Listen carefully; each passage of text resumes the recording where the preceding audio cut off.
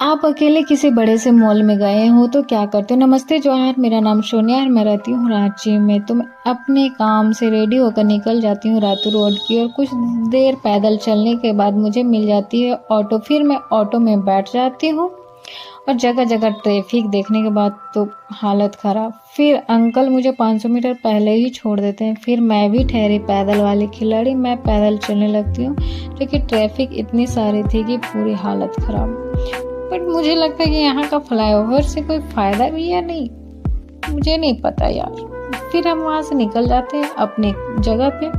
वहाँ से था ये नज़ारा फ्लाईओवर एंड रोड का। फिर हम काम निकालने के बाद हम निकल जाते हैं और मुझे लगा कि मुझे मॉल पे जाना चाहिए। फिर हम मॉल में जाने लगते और ये रहा बाहर से व्यू।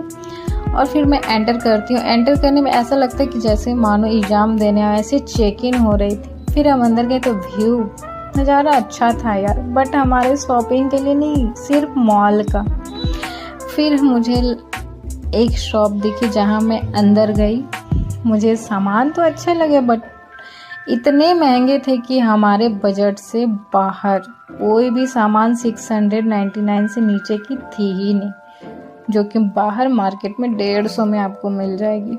फिर क्या, हम वहाँ से निकल गए शॉप से बाहर और थोड़ा देर इधर उधर टहलने के बाद और एसी का आनंद लेने के बाद मुझे एक प्यारा सा ट्रेन दिखा, बहुत क्यूट सा, जो कि हमारे लिए कोई फ़ायदा नहीं था।